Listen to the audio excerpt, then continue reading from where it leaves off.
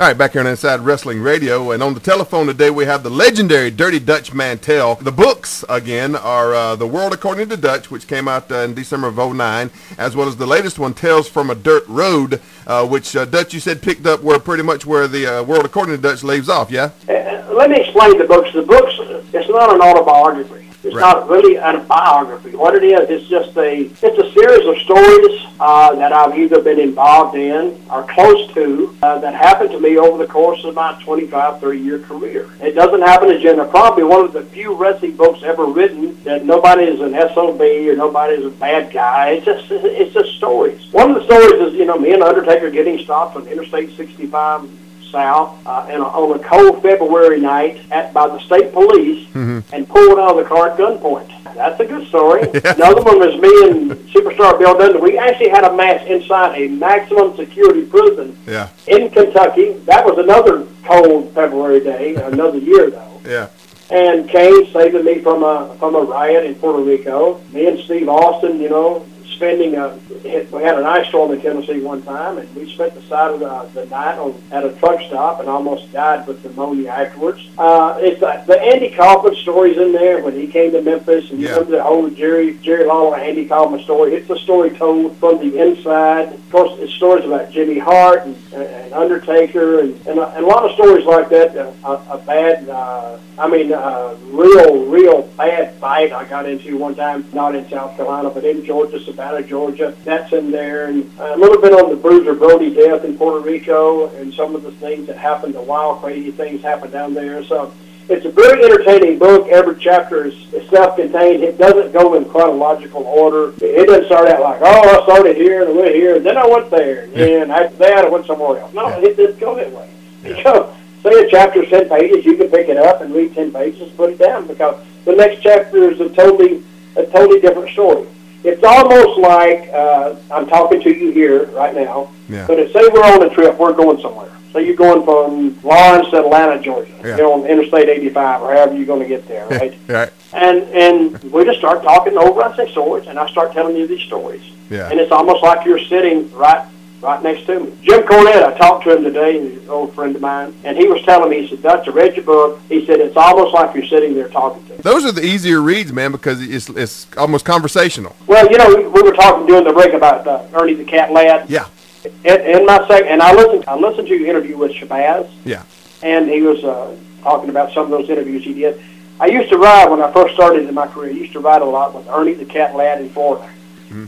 And, man, I loved the guy. I loved I just loved the way he talked. Very smart, and he was a student of history, which I am too. Mm-hmm. And he was telling me all these stories about him growing up in Louisiana and then playing ball and then playing the AFL and doing this and doing that. I mean, I was actually enamored just sitting in front of that guy. Of course, he's 6'10". He's a huge man. Yeah.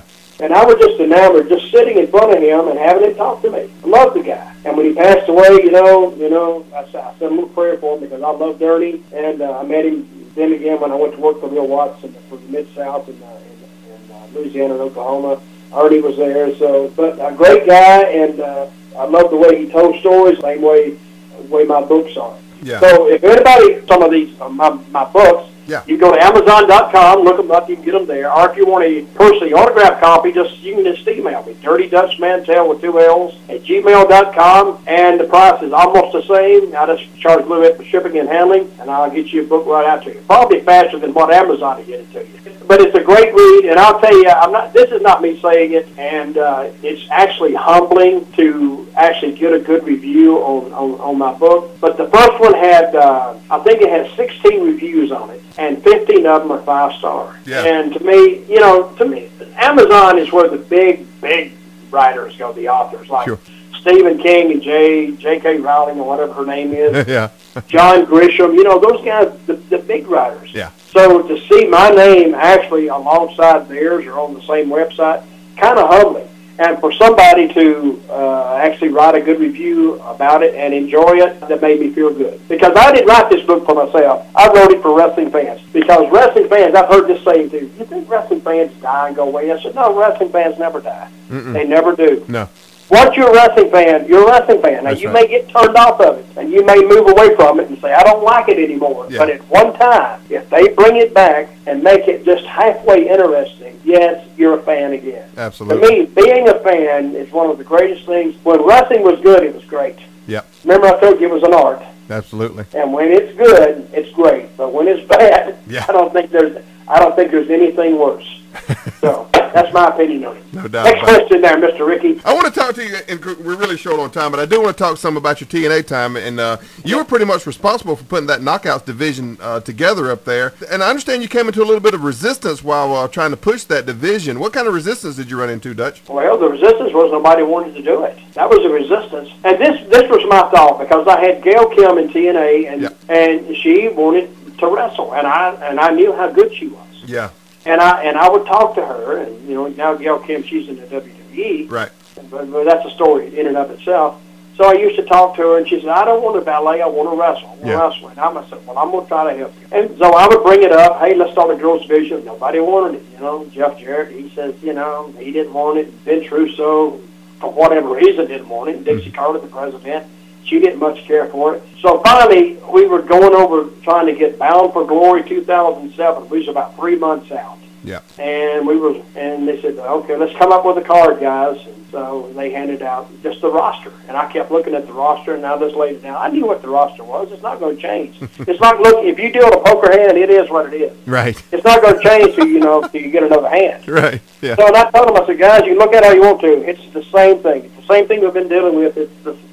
I said, let's do something different. Why don't we start the knockout division? Because we already had the name. I said, why don't we start the knockout division, and why don't we have a little tournament that night, or a little gauntlet, and let's determine the first ever knockout champion. Well, then I said, we got 5 already. We have 5 LAs. I said, all we need is, 3 more, 4, 5 more, maybe. And they said, can you get them? I said, well, heck yeah, I can get them. I didn't know if I could get them or not. I said, I'm sure there's, out of 300 million people in the U.S., I could find 5 more girls, surely, that could pose as wrestlers. So we started it, and Spike TV, they had a policy that no male on female violence. Yeah. Which I love, to tell you the truth, because you know what that meant? That meant that the guys wouldn't mess with the girls. Right. And that meant that all of a sudden I couldn't be doing something with a girl, and all of a sudden she'd be yanked somewhere else with some guys. Yeah. That meant this division sat alone all by itself. I've always had a theory that if professional ladies golf can have a following, and professional ladies basketball can have a following, or tennis, or bowling, or whatever, certainly professional ladies female wrestling could have a following if treated seriously. Right, yeah. Instead of just being, eye candy and, and I don't know, you may have to beat me or sluts or bitches, but you hear that all the time anyway. Yeah. To me, you cannot upgrade a product and downgrade it at the same time. Sure. See what I mean? Yeah. Now, and I said this one time, I said, if you were a mother and a father and you walking through the store at Christmas and you're looking for an action figure, well, the mother and father are not going to let the little girl or the little boy buy an action figure of one of those girls if they think she's a character of ill repute. Sure. So we started it at 2000, and that's how I found Kong. I asked Gail Kim, who do you recommend? And she told me this girl named Amazing Kong. And I said, who is she? She said, well, look her up on the internet. So I went to YouTube. I looked her up. I looked at this girl, this woman, 272 pounds. Kia Stevens was her name. Kia, yeah. From L.A., black girl. And I said, that's it, buddy. That's what I need. Yeah. And the first time, now, in the Impact Zone, those fans had seen everything. But the first time, I remember I forgot who the girl was, Kong's phone. The first time I debuted Kong, I had this pretty little, blonde-headed, little blue-eyed little girl go down, and just smiling, the people having a good time. And all of a sudden, they didn't know, and they'd never seen Kong before. Yeah. And all of a sudden, da-da-da, boom, boom, boom, boom. Yeah. And I also designed Kong's music because I thought that's what she needed. Yeah. When she walked down that ramp, that whole place stood up, and they looked at her. Almost like you'd look at an Andre. They had never seen anything like Amazing Kong, because we turned the name Awesome Kong, finally named it that. And from that point on, all you saw Kong was just devastation. Boom, boom, boom, boom. And I put Raisha Saeed with her as the Muslim girl. And to me, it was a unique act in wrestling that's never that had never been done before, and I don't think anybody's going to duplicate that. With her being currently in the WWE, how do you think they will use her? Do you think they'll use her properly, or do you think they'll end up doing something stupid with her? Well, I can't say, but I think I gave them the template, and I think they got a clue that, hey, maybe if you treat these girls a little seriously, they might be standing on their own. I was the first one. TNA was the first one to ever, and maybe WWE's done it. I don't remember. So we put Kong and Gail Kim in a main event on Impact and drew a number. And actually, I talked to Kong a couple of days ago, maybe last week, and I told her, and she said, Dutch, I want to thank you because you bringing me to TNA and TNA seeing me there. That's the reason I'm in WWE today. Phenomenal. And I appreciate that. But that girl, she had so much talent and very smart, and I love Kia. She's a great girl. Yeah. And she really seems like she's got her head for the game here. Dutch Mantell, listen, man, we're all the way out of time. I would love to. There's so much more. I mean, we've barely even scratched the surface with the stuff I want to talk about. I want to have you back on, Dutch, because like I said, man, we've not even scratched the surface of your career and the stuff I wanted to talk to you about. Can we have you back on again in the future? Rikki, buddy, you just tell me when you need me, and I'll be on. You know, I want to tell everybody there in South Carolina that actually that's the state I was born in, and I'm always partial to anything South Carolinian. So I was born in the northwestern corner of the state in a little town called Walhalla, where I grew up.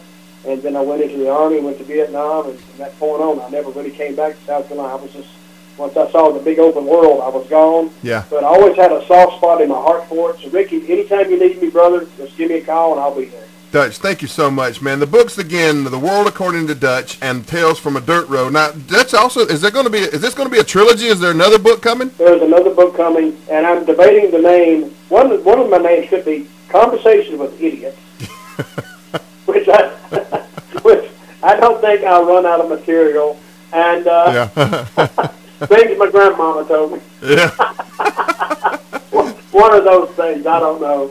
But they will be a third one. Dutch Mantell, thank you so much. The website again, DutchMantell.com. That's with 2 L's, DutchMantell.com. Tons of information up on there. There's even a chapter from one of the books up there as well, the full chapter. And you can contact Dutch at dirtydutchmantell@gmail.com for getting those book signings. And also he'll talk to you about the University of Dutch, which you got a class coming up soon too, right, Dutch? Well, I had it Saturday. We had it Saturday in Nashville. In Nashville we had Jerry Lawler back in January. We did 1,700 people. We had a Rock and Roll Express and the Midnight Express last week, actually. And we did about 900 people. But it wasn't as advertised as strongly. So Nashville's a strong wrestling town, and we're hoping to bring back professional wrestling on a regular basis here to Nashville. Fantastic. Dutch Mantell, thank you again so much for coming on the program. It has been an honor to have you on. Continued success to you, man, and we will definitely have you back on the program in the future because there's just so much more I want to talk to you about and get out there for the people. And anything we can do for you here, we're always here for you. That's going to do it for the interview portion of the program. Thanks again to Dutch Mantell. We'll be right back here to close the show on Inside Wrestling Radio coming up next.